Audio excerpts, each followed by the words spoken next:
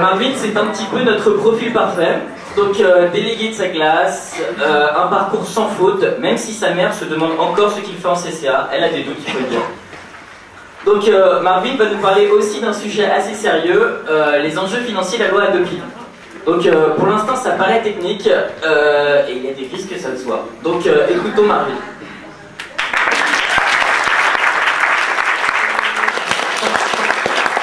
Tout d'abord, bonsoir mesdames et messieurs. J'espère que les exposés précédents, vous les avez appréciés.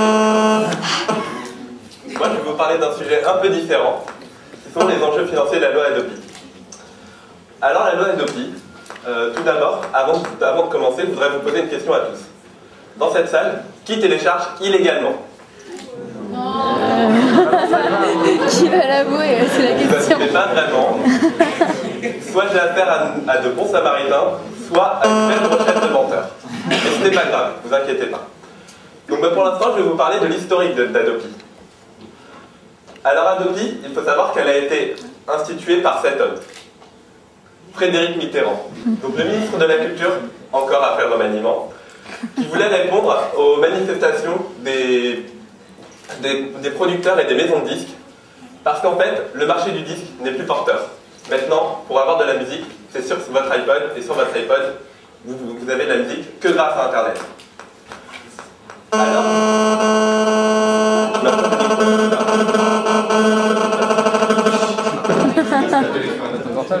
T'as ton portable sur toi? Bravo.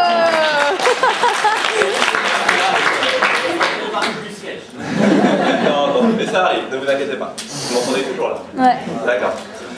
Alors donc, je vais vous parler donc de Frédéric Mitterrand, qui a institué cette loi pour répondre au piratage.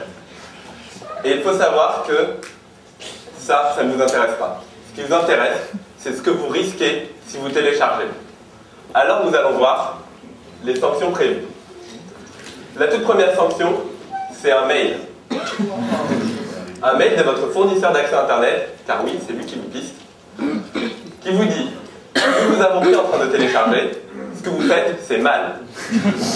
Mais vous devriez installer un logiciel de sécurité qui vous empêchera de télécharger. Généralement, personne ne va le télécharger, bien sûr, hein, c'est un logiciel, et en plus, ça se peut qu'il soit payant. Et ça ne pas encore. Donc, vous continuez, vous téléchargez, vous pouvez prendre un nouveau.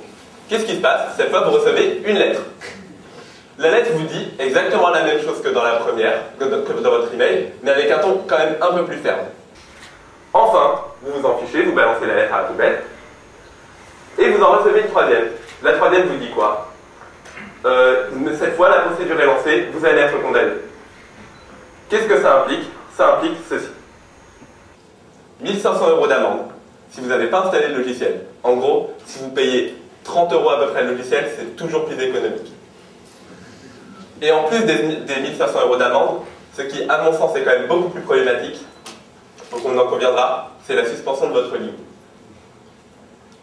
En effet, plus Internet, c'est impossible aujourd'hui. On est dans des métiers où Internet est vraiment indispensable, et même à titre personnel, sans Internet, je ne vis pas. Donc maintenant, je vais vous exposer en quoi ce système coûte cher. Et ce système coûte cher, non seulement pour l'État, et pour nous. Tout d'abord, il faut savoir que l'État a investi 12 millions d'euros pour Hadopi. 12 millions d'euros, c'est le budget de 2011. Mais ces 12 millions d'euros ne comprennent pas les 70 millions à côté, qui à mon avis vous flèchent plus. Les 70 millions, c'est l'adaptation des systèmes informatiques pour traquer les pirates. Et en plus de cela, il y a une part que vous ne connaissez pas encore, mais que vous connaissez peut-être à cause du suivi de l'actualité, c'est le remboursement des frais engendrés pour le traquage des pirates. Parce qu'il faut savoir que ceux qui traquent les pirates, ce sont les fournisseurs d'accès Internet. Et ces coûts-là ne sont pas remboursés. D'où le refus d'obtempérer de Free, qui ont bien sûr dû se plier à la loi. En effet, ils risquaient une amende de 1 500 € si ils ne traquaient pas les pirates.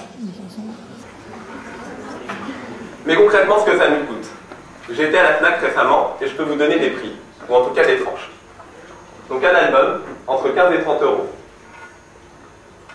Un single, entre 9,99 € et 15 €, vous remarquerez quand même que le single est bien choisi. Il tend plutôt vers le 15.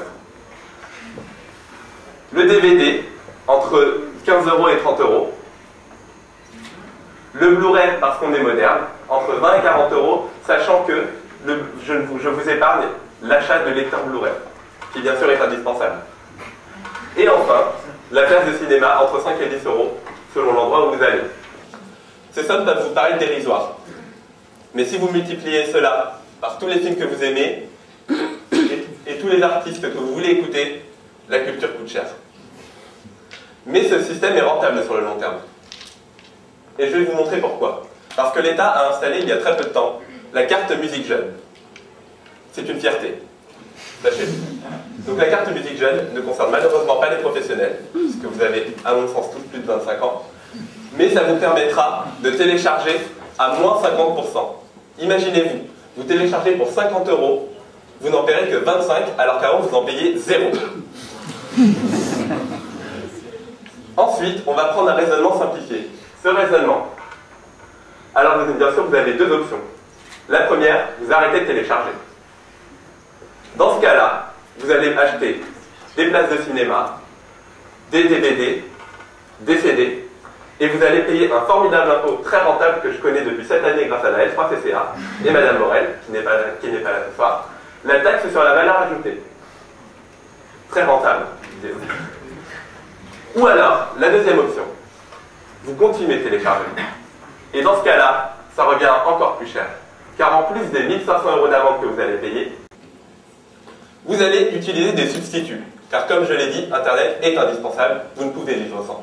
En tout cas, moi je ne peux pas. Donc, vous allez utiliser bien sûr, comme je l'ai dit, des substituts, que sont les smartphones.